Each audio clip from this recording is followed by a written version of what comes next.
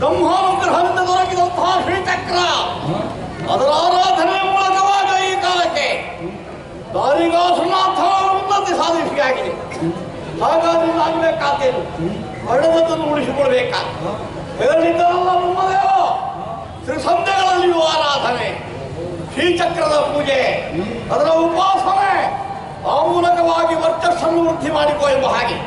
ಆದ್ದರಿಂದಲೇ 3 ಹೊತ್ತು ಸ್ನಾನ, ಅನುಷ್ಠಾನ, ಜಪ ತಪ ಇದಲ್ಲ ನೋಡಿದ್ರೆ ಮಧ್ಯಾಹ್ನದ ಕಾಲ ಅಲ್ವಾ? ಹಾಗಾಗಿ ನಮ್ಮ ಅರಮನೆಗೆ ಸಮೀಪವಾಗಿರುವಂತಹ ನದಿಯಲ್ಲಿ ಸ್ನಾನ, ಅಲ್ಲೇನೋ ಅನುಷ್ಠಾನ, ಆಮೇಲೆ ಪೂಜಾ ಮಂದಿರ ಸೇರುವಂಥದ್ದು. ಅದಕ್ಕಾಗಿಯೋ ಸ್ನಾನಕ್ಕಾಗಿ ನದಿಯ ಕಡೆಗೆ ಸಾಗುತ್ತೇನೆ.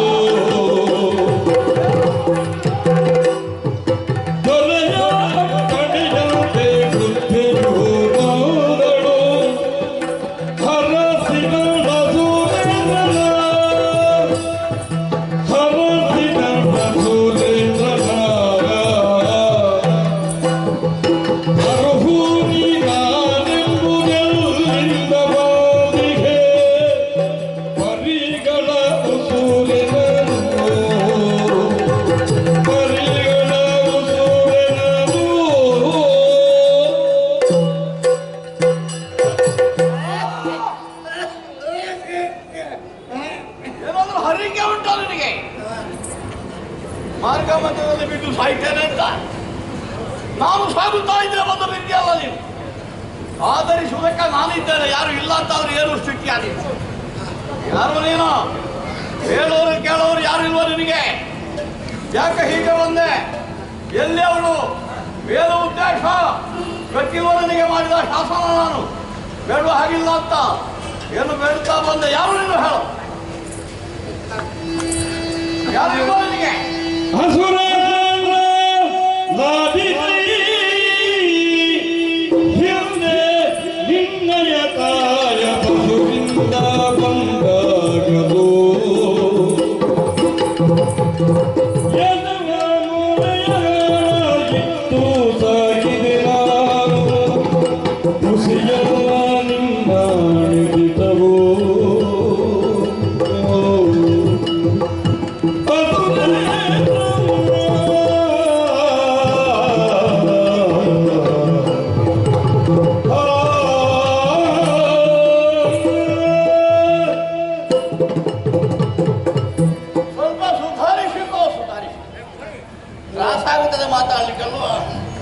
ಅಯ್ಯ, ಕಾರಿಕಾಸುರ ಅಂತ ಹೇಳಿದ್ರೆ ಅವನ ಬಗ್ಗೆ ಕೇಳಿ ಗೊತ್ತುಂಟಾ? ಆದ್ರೆ ನಾನು ಮಾತ್ರ ಹಾಗೆ ಕರೆಯುವುದಿಲ್ಲವಪ್ಪ.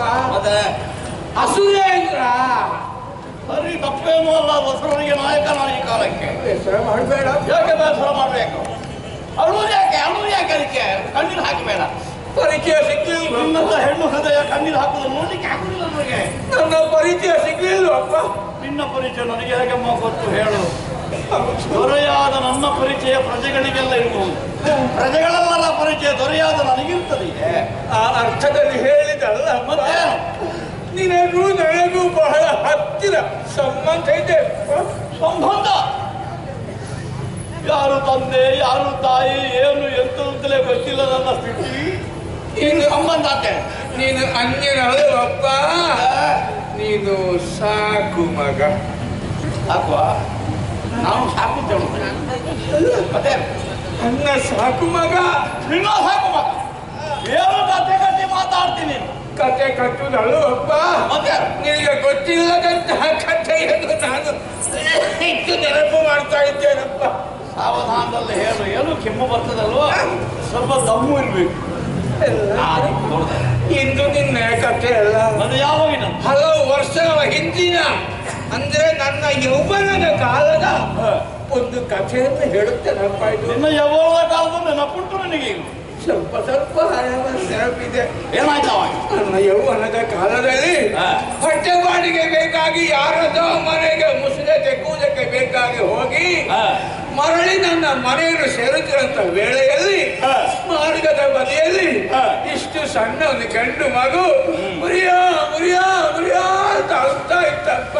ಎಂತ ನಿಷ್ಕರುಣಿಗಳೆಲ್ಲ ಇದ್ದಾರೆ ಲೋಕದಲ್ಲಿ. ನಿಜ. ಪಡೆದ ಮಕ್ಕಳನ್ನು ಮಾರ್ಗದ ಮಧ್ಯೆಯಲ್ಲಿ ಬಿಸಾಡಿ ಹೋಗಿದ್ದಾರಂದ್ರೆ ಕಾಲಕ್ಕೆ ಕಸದ ಮುಟ್ಟಿಗೆ ಬಿಸಾಡಿದ ಕಥೆ ಕೇಳಿದೆ ಇವತ್ತು ನಾನು. ಅವಳು ತಾಯಿಯು ಆ ಮಗುವನ್ನು ಕಂಡಂತ ನನ್ನ ಹೆಣ್ಣಿನ ಹೃದಯ ಅಲ್ವಪ್ಪ. ಖಂಡಿತ ಮಾತೃ ಹೃದಯ ಕರಗಿ ಹೋಯಿತು. ಬಾಚಿ ಮಗುವನ್ನು ತಪ್ಪಿಕೊಂಡೆ.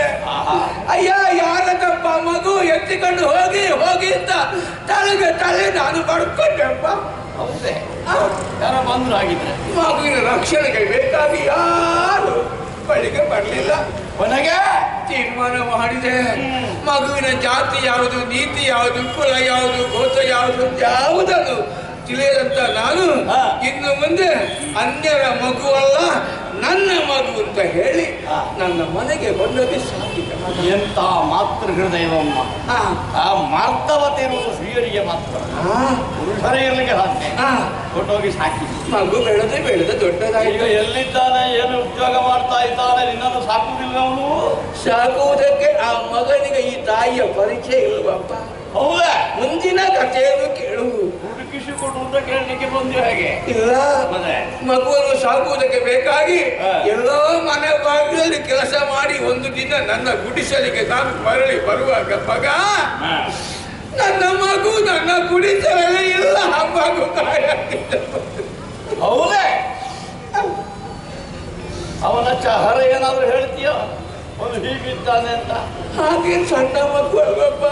ಆವತ್ತು ನಾನು ಪ್ರಾರಂಭ ಮಾಡಿದೆ, ನನ್ನ ಮಗು ಎಲ್ಲಿದ್ದರೆ ಹುಡುಕಲೇಬೇಕು ಅಂತೇಳಿ ಹುಡುಕುತ್ತಾ ಭಿಕ್ಷಾಟನೆ ಎತ್ತುತ್ತಾ ಹೋದೆ. ಸಾಕು ಮಗ ಅಂತ ನಾನು ಹೇಳಿದೆ ಅಲ್ಲ, ಹುಟ್ಟಿದವರಿಗೊಂದು ಹೆಸರು ಅಂತ ಬೇಕಲ್ವಪ್ಪ. ದಾರಿಯಲ್ಲಿ ಸಿಕ್ಕಿದಂತ ಮಗನಿಗೆ ಬೇರೆ ಯಾವ ಹೆಸರು ಅಲ್ಲ, ದಾರಿಕಾಸುರ ಅಂತ ಹೆಸರಿಟ್ಟು ಸಾಕಿದ ನಿನ್ನ ಸಾಕು ತಾಯಿ ಈ ವೃದ್ಧೆ, ಈ ಬಡವಳುದಾದ ಮಗ.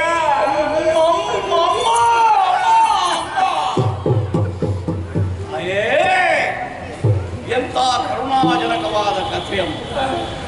ನಾನು ಬಾಲ್ಯದಲ್ಲಿರುವಂತಹ ಕಾಲಕ್ಕೆ ನನ್ನಲ್ಲಿದ್ದಂತಹ ನಾಯಕತ್ವದ ಲಕ್ಷಣವನ್ನು ಗುರುತಿಸಿದಂತಹ ದೈತ್ಯರು ಯಾರು ಇಲ್ಲದ ಕಾಲಕ್ಕೆ ನನ್ನನ್ನು ಕರೆತಂದು ಪೀಠದಲ್ಲಿ ಕುಳ್ಳಿರಿಸಿದ್ರಂತೆ. ಹೌದಂತೆ? ಬಾಲ್ಯ ಅಲ್ವಾ? ಆ ಕಾಲಕ್ಕೆ ನಿನ್ನನ್ನು ಅಗಲುವಾಗ ನನಗೆ ದೊಡ್ಡ ಕೊರಗು ಏನು ಆಗಲಿಲ್ಲ, ಆದ್ರೂ ಮನಸ್ಸಿಗೆ ಆ ಚಿತ್ರ ಬರ್ತಾ ಇತ್ತು ಒಮ್ಮೊಮ್ಮೆ. ಈಗ ನೀನಾಗಿ ಬಂದು ವಿಷಯ ಹೇಳಿದಾಗ ಸ್ಪಷ್ಟವಾಯಿತು.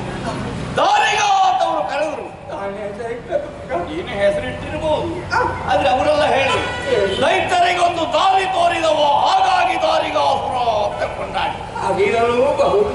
ಸರಿಯಮ್ಮ, ಈಗ ಆದ್ರೂ ಕಾರಣ ಸಿಕ್ಕಿದೆಯಲ್ಲ. ಹೊಟ್ಟೆ ಬಾಡಿಗೆ ಬೇಕಾಗಿ ಹೀಗೆ ಊರೂರು ಅಲೆದಾಡುತ್ತಾ ಬರುವಾಗ ಯಾರೋ ಹೇಳೋದು ಕೇಳಿತಪ್ಪ ನನಗೆ. ಶೋಣಿತಾಪುರ ಎಂಬಂತ ಒಂದು ಊರುಂಟು, ಅಲ್ಲಿ ಒಬ್ಬ ದಾರಿಕಾಸುರ ಎಂಬವ ಇದ್ದಾನೆ ಅಂತ ವರ್ತಮಾನ ತಿಳಿತಪ್ಪ. ಭಿಕ್ಷಾತುತ ಈ ಊರಿಗೆ ಬಂದಾಗ ಎಲ್ಲರೂ ಕೈ ತುಂಬ ನನಗೆ ದಾನ ಧರ್ಮ ಮಾಡಿದ್ದಾರೆ. ಎಲ್ಲರೂ ಸಮೃದ್ಧಿಯವರು ಕೊಡುವಾಗ ಒಂದು ಮಾತು ಹೇಳಿದ್ದಾರೆ, ಭಿಕ್ಷೆ ಕೊಡ್ತೇವಮ್ಮ, ಯಜಮಾನ್ರ ಹತ್ರ ಮಾತ್ರ ಹೇಳಬಾರದು, ಅವರು ಅಪ್ಪಣೆ ಮಾಡಿದ್ದಾರೆ, ಭಿಕ್ಷೆ ಮಾಡಬಾರದು, ಭಿಕ್ಷುಕರು ಈ ಊರಲ್ಲಿ ಇಲ್ಲ ಅಂತ ನಿನ್ನ ಅರಿವಿಕೆ ಅಂತೆ. ಹೌದೌದು, ಎಲ್ಲರೂ ದುಡಿಬೇಕು, ದುಡಿದವರು ಉಣಬೇಕು, ಭಿಕ್ಷೆ ಬೇಡಬಾರದು ಅಂತ. ಹೌದಪ್ಪ, ನೀನು ತಾಯಿಯಾಗಿ ಬಂದವಳು, ಹೌದು ಕೊಟ್ಟದವರು. ನಾನೀಗ ದೊರೆ ನಾಡಿಗೆ ದೊರೆಯ ತಾಯಿಯೇ ಬೇಡುವುದಂದ್ರೆ ವಿಷಯ ಹೌದಪ್ಪ. ಆದ್ರೆ ಕೈ ತುಪ್ಪ ದ್ರವ್ಯವನ್ನು ಕೊಟ್ಟಿದ್ದಾರೆ ಮಗ, ಅದು ತಿನ್ನಬೇಕಾಗುತ್ತದ. ಹಸಿವೆ ಹೊಟ್ಟೆಗೆ ಅನ್ನ ಇಲ್ಲದೆ 3 ದಿನ ಆಯ್ತು. ಅನ್ನ ಇಲ್ಲ, ಆಯ್ತೆ.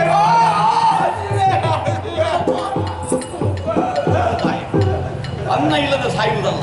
ನನ್ನ ನಾಡಿನಲ್ಲಿ ಎಲ್ಲರೂ ಸಮೃದ್ಧವಾಗಿ ಉಂಡೆ ಸೇರಬೇಕು, ಆಯುಷ್ಯ ಕುಡಿಯಿತು. ನಿನಗೆ ಅನ್ನ ಅಲ್ಲ, ದ್ರವ್ಯ ಬೇಡ ಆಗಿದೆ, ಅನ್ನ ಬೇಕಾದ. ನಾನೀಗ ಸ್ನಾನಕ್ಕೆ ಹೊರಟು ಸಾಕು. ಇವತ್ತಿನದಲ್ಲ, ನಿನ್ನೆಯ ತಂಗಳ ತಂಗಳೆಲ್ಲ ಇಲ್ಲ ನಮ್ಮಲ್ಲಿ, ಬಿಸಿ ಬಿಸಿ ಅನ್ನವೇ. ಆಗ ನಾನೊಂದು ಅನುಷ್ಠಾನದಲ್ಲಿರುವುದು. ನೀ ಎಲ್ಲಿಗೆ ಹೊರಟದ? ನಾನು ಸ್ನಾನಕ್ಕೆ ಹೋಗಿ ಪೂರೈಸಿ ಬರ್ತೇನೆ. ಅಷ್ಟು ಬರುವುದರ ಒಳಗೆ ಮತ್ತೆ ಅವನ ಜೊತೆಗಾಗಿ ಹೋದ್ರೆ ಅದೀಗ ಅಷ್ಟೊಂದು ನಾನು ಬದುಕಲಿಕ್ಕಿಲ್ಲಪ್ಪ. ಬರುವಾಗ ನೀನು ಸ್ನಾನ ಮಾಡಿ ಹೋಗುವಾಗ ನನ್ನ ಹೆಣ ಹೊತ್ತು ಹಾಗೆ ಹೇಳ್ಬೇಡ. ಇಲ್ಲ ಹೋಗು, ಕಾಣ್ತಾ ಇದೆಯಲ್ಲ ಅದ್ರದ್ದು ಅರಮನೆ. ಅರಮನೆ ಯಾವುದು? ಮಮ್ಮತಿ.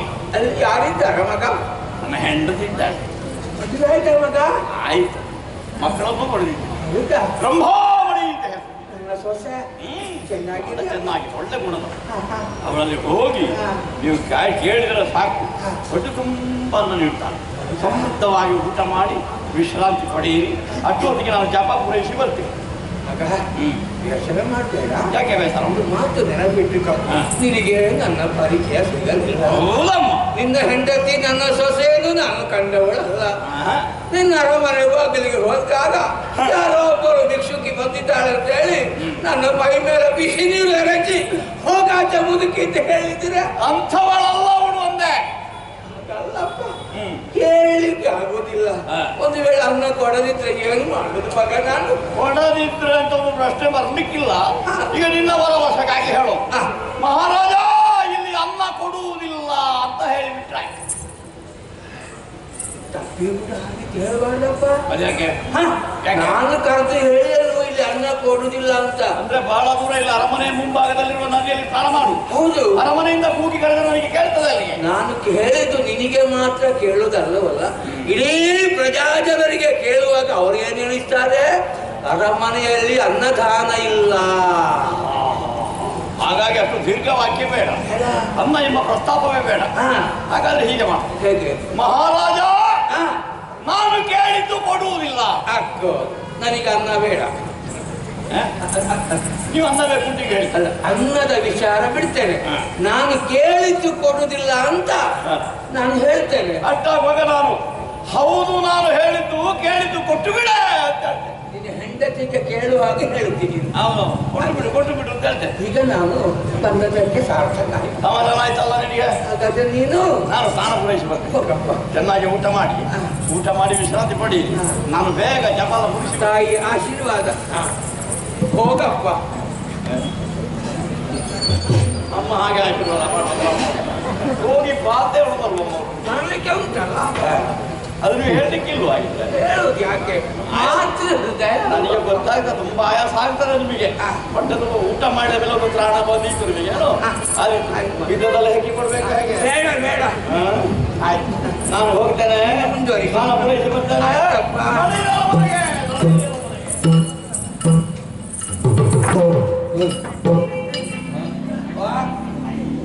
ಯಾವುದು ಆದಿತ್ತು ಮಾರ್ರೆ? ಈ ಮುದುಕಿಯ ವೇಷ ಆಗ್ಲಿಕ್ಕಿಲ್ಲ. ಮತ್ತೆಂತದ್ದು? ಮೋಸ ಮಾಡ್ಲಿಕ್ಕೆ ಬೇಕಾದು ಮಾಡಿದ್ದಲ್ಲ. ವೇಷದವರು ಮೋಸ ಮಾಡುವುದಿಲ್ಲ, ಮೋಸ ಮಾಡುವವರು ವೇಷದವರು. ಆ ದೇವಿಯೇ ಈ ರೀತಿ ವೇಷ ಮಾಡಿದ್ದು. ಯಾಕಂದ್ರೆ ಅವನ ಮನಸ್ಸು ತಿಳಿಬೇಕು. ನನಗೆ ಮುಖ್ಯ ಅವನ ಚಕ್ರ. ಭಕ್ತಾದಿಗಳಿಗೆ ಮನೆಗೆ ಹೋಗಿದ್ದೇನೆ, ಎಲ್ಲರೂ ಕೊಟ್ಟಿದ್ದಾರೆ. ಇಲ್ಲಿಗೆ ಮುದುಕಿಯ ವೇಷ ಸಾಕು. ಇನ್ನು ಅರಮನೆಗೆ ಹೋಗಬೇಕು. ಅರಮನೆಗೆ ಹೋಗುವಾಗ ಈ ವೇಷ ಅಲ್ಲ, ವೇಷವೇ ಬದಲಾಗಬೇಕು. ಹಾಗಾದ್ರೆ ಯಾವುದು ಹೇಳ